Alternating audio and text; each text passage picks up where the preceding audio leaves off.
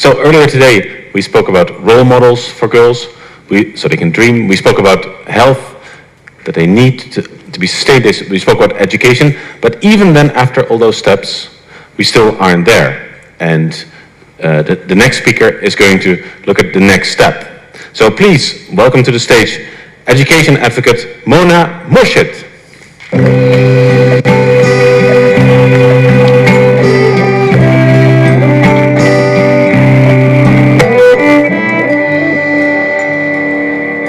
As I was growing up, I always knew that education could catapult people, that they cannot find the skills they need for even entry-level positions. This gap, this gulf that we have in the world between the skills that students have and those that employers seek is truly making us ask the question of what is the purpose of education? What are the skills that we should be teaching young people? And what are the roles of educators, employers, and young people themselves to be able to achieve these skills? These are the questions that have been whirling around in my mind, and I've now done surveys and spoken with over 10,000 employers, educators, and young people around the world to try to get at the heart of that. The more that I speak with them, the more that I realize that they're living in parallel universes. They each have a very different view of what's happening. And it's not that one is right and the other is wrong. They're just very, very different. I'd like to play a role in bringing these three universes together. And that begins by sharing their voices with you. I'm going to start with a young person. Her name is Yasmin. She's 24 years old, and she has 5 siblings and lives in a 2-bedroom home in Jordan. She was an above-average student in school, and her exam results tracked her into the economics program of a public university. No one ever asked her what her interests were, or tested her aptitude, or counseled her on the kind of impact that she could have in the world. And so she never asked herself these questions. She was just on a treadmill that went from school to university to lectures, and then she graduated. And it wasn't until after she graduated that she began applying to jobs. By the time I'd met her, Yasmin had applied to 30 positions. In most cases, she never heard back. And when she did, it was always some variation of her English skills weren't good enough, or she didn't have enough applied experience, or she didn't have enough work experience. In all of these cases, she always wasn't something enough. She sat at home for the last 2 years. She struggles every morning to wake up because she feels she has nothing to look forward to. At the tender age of 24, she feels that her life is wasted. She's angry, she's frustrated, and she doesn't know what to do. Now let me introduce you to an employer. His name is Mark, and he's the HR head of a manufacturing company in the US. His company has been increasingly automating its facilities, and so they have a need for mechatronics. Mechatronics is a combination of computer science, mechanical engineering, electrical engineering, control engineering. It's a scarce breed of person, and not many education institutions create them today. On top of their technical skills, they also have to be very strong problem solvers, troubleshooters. They have to work effectively in teams. So Mark has approached community colleges and universities in his region to try to open this program. His conversations, though, haven't had much traction. And so after a while, he stopped trying. He still faithfully shows up at the career fairs, but he's always disappointed with the caliber of the talent that he sees in the engineers. And so he's resigned himself now to getting the talent he needs by poaching from competitors. That's Mark. Now let me introduce you to an educator. His name is Eduardo. and his faculty want their students to graduate and get good jobs. But they also want them to be people who are effective in and positive contributors to society.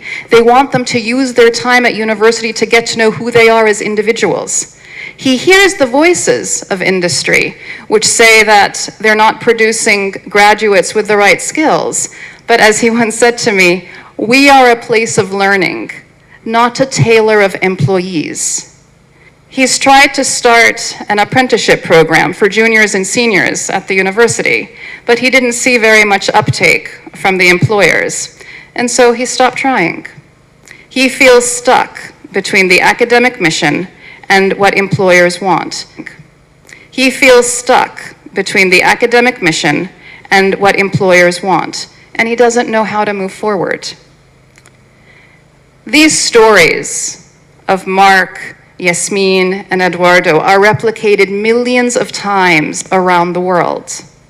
They each feel very valid in their point of view, and they each feel powerless to change their situation. 1 in 2 youth around the world does not feel that their education prepared them to find a job. And the second is that the skills that employers value are often diametrically opposed to the skills that education institutions are teaching. The irony, the tragedy of this situation is that it is by design. The world has created a system of sequential and seemingly unrelated events where first education happens and then employment happens, and there's very little interaction between the two. It's little surprise that we therefore have all these missed connections. It's little surprise that we have young people who are falling through the cracks every day. And it's much more acute for this generation than it has been in the past because job needs are evolving so quickly. What if we could make those missed connections happen? What if this looked different? We don't have to imagine it. There are a set of programs that we're beginning to see around the world that are enabling education providers and employers to work in a dramatically different way. Even in the hyper-competitive auto industry, we've seen how a leading company like Toyota actually created a list of the 170 skills that it believes any employee in an auto manufacturing context should know and understand and be able to do. They then voluntarily shared that list with all of their competitors and suppliers that they could agree at a sector level what was the talent that they needed. There are examples like this which exist. The challenge, though, is that so far they're rare in that it only helps hundreds of people, maybe thousands. Very rarely does it help the hundreds of thousands and millions that we know need this kind of support. So what does it take to make this systemic? To the Marks and to the Eduardos of the world, to the employers and the education providers, you need to step into each other's worlds.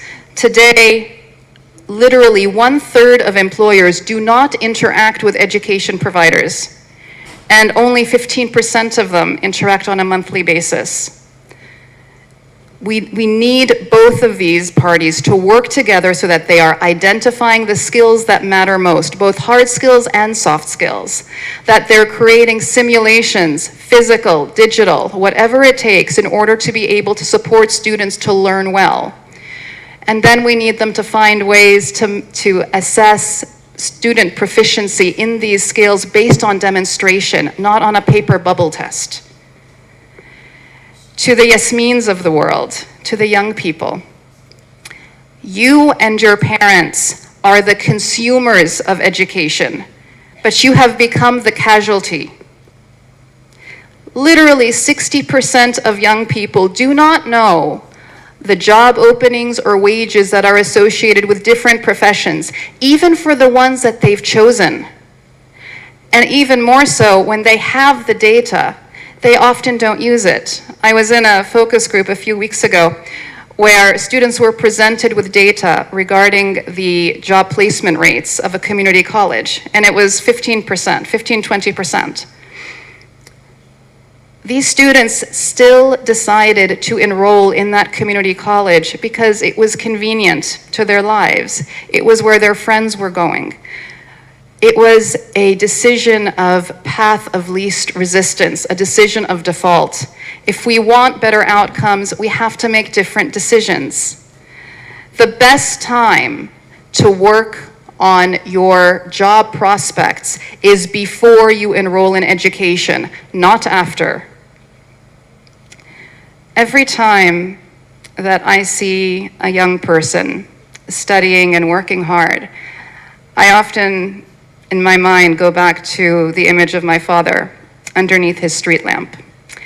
And I think about how the other kids probably made fun of him, and how he probably shivered in the cold and wanted to go inside, but kept plowing through his studies because he wanted to make an opportunity happen for himself and for his family. Hundreds of millions of young people today face their own barriers to opportunity. Education cannot, should not be one of those barriers.